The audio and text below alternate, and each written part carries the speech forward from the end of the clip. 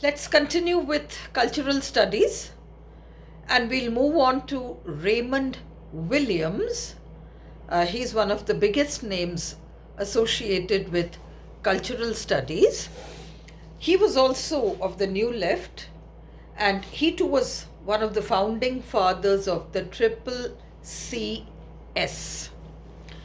Now, Raymond Williams wrote several books, and his best known work is Culture and Society, 1780 to 1950, and this work was published in 1958.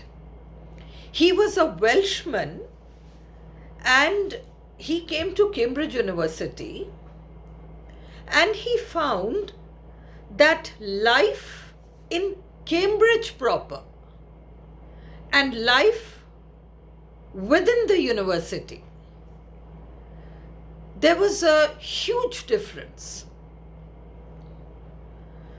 He tells us in this work, Culture and Society, that 5 words entered the English vocabulary towards the end of the 18th century and in the early 19th century.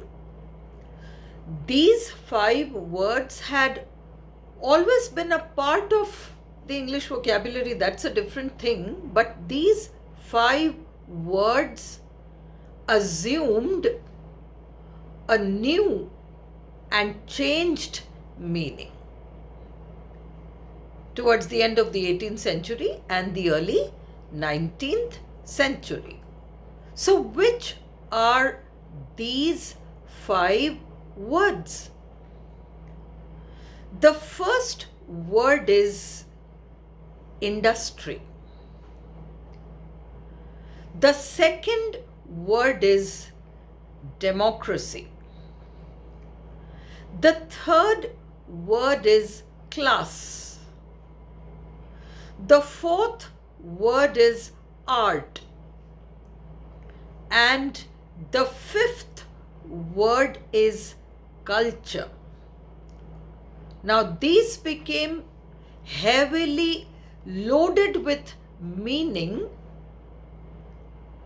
in the 18th century, the latter part, and the early 19th century. Now, let's take a look at how and why it happened.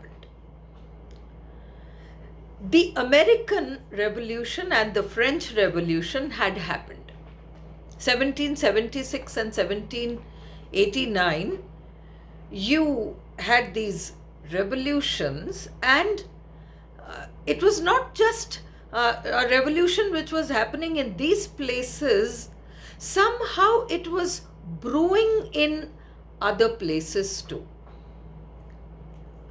Around this time, there were many changes.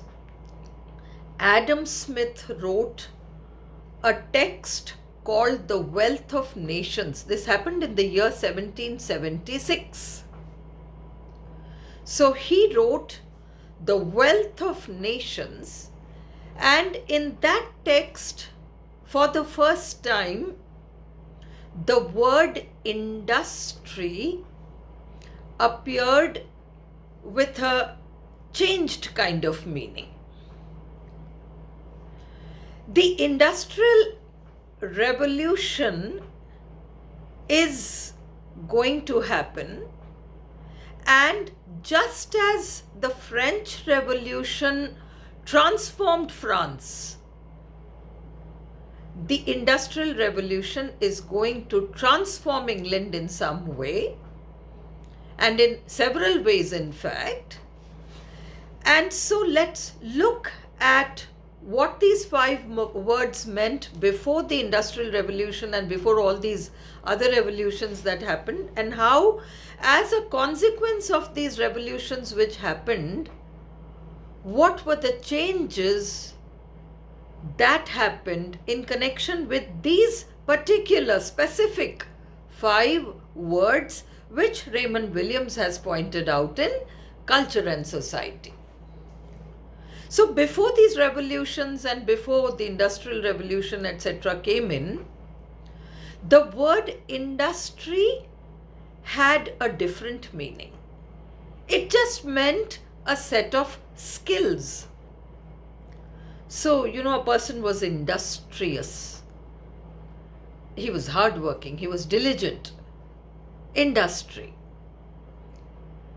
But after these revolutions, and because of the impact that they had, what happened was that the word industry took on a different meaning, and now it stood for an institutionalized kind of thing, and it stood for the means of manufacturing and the means of producing. The means of production and the means of manufacturing, these and all activities related to these were implied in the word industry. This word came to stay in the year 1776 with Adam Smith's text Wealth of the Nations. This is what Raymond Williams is telling us. Now let's take a look at the second word, democracy. It is one thing that England had been a democracy, let's say after the Magna Carta, or even during the Commonwealth regime, the 11-year period, and the glorious revolution of 1688. But England had never referred to itself as democratic. It hadn't used the term. Democracy was a word from the Greeks, and it meant a system of government by the people. But around the year 1776, it entered the political vocabulary of the English people, and it did not have some flattering meanings. In fact, it had it was used in a pejorative sense, a negative sense. Democrats were like the Jacobins in France, people to be hated. But it had entered the political vocabulary of the English people around the same year, 1776. So this was the second word. The third word is class. Prior to these revolutions and things, class had a completely different meaning for the English people. Grades of learning. Which class do you study in? Schools, colleges, classes related to these. But around the year 1772, this word too assumed a different meaning, and now it assumed a social meaning. Later on, we will find that there will be phrases, terms, words like the higher class, the middle class, the lower class. Earlier, this system had been there in England. There's no doubt. It's not as if class system came after these revolutions or as a consequence of the Industrial Revolution. That's not the thing. Classes existed, but now there was a changed attitude towards these classes. So what happened was, it got that association, social meaning of the lower orders. Now they become the lower class, then the middle class, then the higher class, and around the year 1815, there came a new term, the working class. And in the year 1820 or somewhere there, now you are going to get the upper class. The upper class, the working class. Then there will be a spate of other terms, attached to class. You'll have class conflict, you'll have class consciousness. All this Raymond Williams is telling us in his text, Culture and Society. The fourth word is art, again heavily loaded. The meaning: art, like industry, meant skills, all kinds of skills.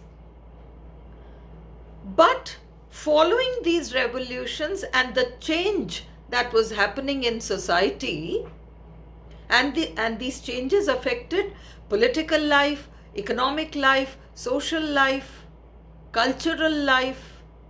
And so what will happen is that art will not be left untouched, because art is an expression of these things. Economy, the political way of life, the social consciousness, the cultural consciousness of people, everything gets expressed through art. And so now, whereas earlier art meant a set of skills, any set of skills, now there was a segregation. Only these qualify as art. Other things are plebeian, ordinary. Literature, music, painting, sculpture, theatre, these will form a group. And so there's a special group. And then there are specialists related to this group, which consists of all these. So art has assumed a new meaning. Then you have the aesthete, one who's a connoisseur. He's able to, pass a judgment on these things. So you can see that there's a drift. And what is happening is people are moving away and it's all becoming exclusive. The fifth word is culture. Culture is an entire way of life. Earlier, it meant a kind of training, a kind of cultivation, but not necessarily something exclusive or anything. It just meant a kind of training in something. You train yourself to do things in a particular way. Culture of something. Earlier it was the culture of something. Now culture is becoming a thing in itself. It has to be pursued for its own sake. It's a thing in itself. And culture is again going to assume a completely different meaning from whatever it meant originally. Now, art will definitely, come in for special consideration, because art is going to reflect all these things and the changes that are going to happen. Raymond Williams tells us that culture is an entire way of life, but it is rooted in history. It has a history of its own. It's developing along some lines. So these are some of the things that he tells us in Culture and Society. However, You should know some key facts about this text because this is one of the most important texts for cultural studies. You should know that this book has 3 parts and how those 3 parts have been named, the number of chapters in each part, and in each part, if there are, let's say he has taken the names of these people. So, who were those major figures? So, these are things that we need to know about Raymond Williams' Culture and Society.